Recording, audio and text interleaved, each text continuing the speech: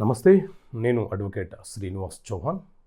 మిత్రులారా, మన నిత్య జీవితంలో ప్రతి చర్య కూడా చట్టాలకి అవినాభావ సంబంధం కలిగి ఉంటుంది. కాబట్టి చట్టాల మీద అవగాహన పెంపొందించుకోవడం ఎంతో అవసరం. ఈ వీడియోలో మనము NI act, negotiable instrument act అంటే చెక్ బౌన్స్ కేసులో కేసు వేసిన వ్యక్తి మరణించినా లేదా ఎవరి మీద అయితే కేసు వేసామో ఆ వ్యక్తి మరణించినా ఆ తర్వాత ఆ కేసు ఎలా కొనసాగడానికి అవకాశం ఉంటుంది అనే అంశం గురించి తెలుసుకునే ప్రయత్నం చేద్దాం. సో మిత్రులారా, మన దేశంలో negotiable instrument act, NI act అనే చట్టం ఉంది.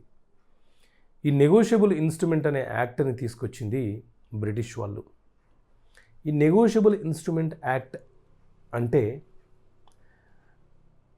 ట్రాన్స్ఫర్ చేయడానికి, బదిలీ చేయడానికి అవకాశం ఉన్నటువంటి పత్రాల గురించి వివరించే చట్టమే ఈ negotiable instrument act.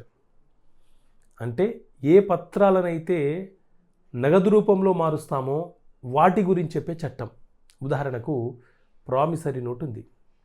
Promissory note ద్వారా మనము అప్పు ఇవ్వడము, అప్పు తీసుకోవడము అనేది చేస్తుంటాం. అంటే ఈ ప్రామిసరీ నోట్ అనే ఒక పేపర్ ద్వారా డబ్బు అనేది మార్పిడి జరుగుతుంది. కాబట్టి ఈ ప్రామిసరీ నోటుని నెగోషియబుల్ ఇన్స్ట్రుమెంట్ అని పిలుస్తాం. అదేవిధంగా బిల్స్ ఆఫ్ ఎక్స్చేంజ్ అనేది ఉంటుంది. బిల్స్ ఆఫ్ ఎక్స్చేంజ్ అంటే ఒక వ్యక్తి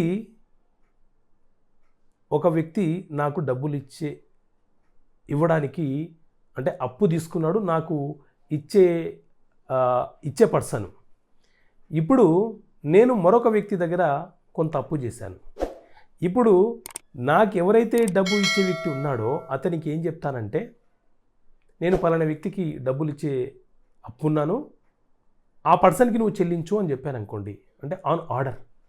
సో నా సూచన మేరకు నాకు రావాల్సిన డబ్బుని అతనికి డైరెక్షన్ ఇస్తూ అతనికి నేను ఎవరికైతే అప్పున్నానో ఆ వ్యక్తికి చెల్లించమని చెప్తున్నాను.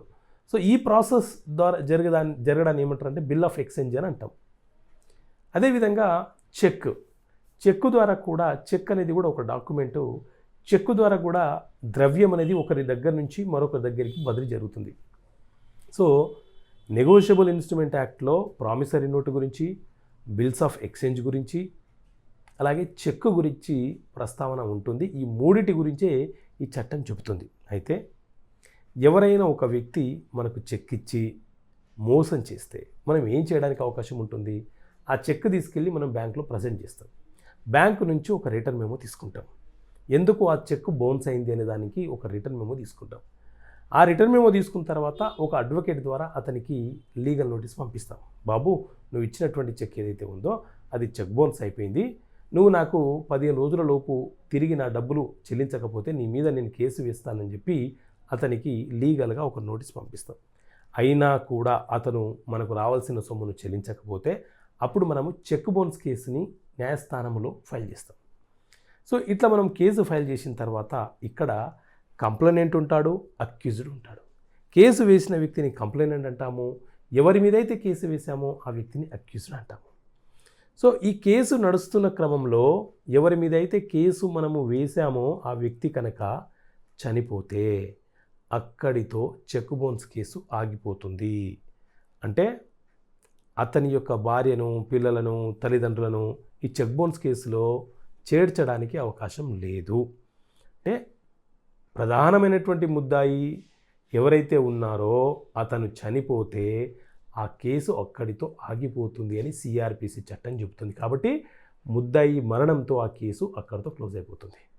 ఒకవేళ కేసు వేసిన వ్యక్తి కంప్లైనెంట్ కనుక మరణిస్తే అతని తరపున అతని అన్నదమ్ములు, మదరు, ఫాదరు, బిజినెస్ పార్ట్నర్సు, ఇంకా ఫ్రెండ్సు ఎవరైనా సరే ఈ చెక్ బౌన్స్ కేసులో కంప్లైనెంట్గా ఇంప్లీడ్ యాడ్ అయ్యి ఆ కేసును కొనసాగించి వారికి రావాల్సిన సొమ్ముని వసూలు చేసుకునే అవకాశం ఉంటుంది.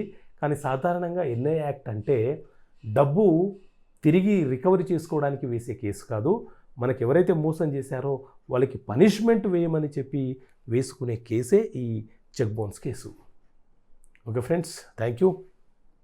జై హింద్.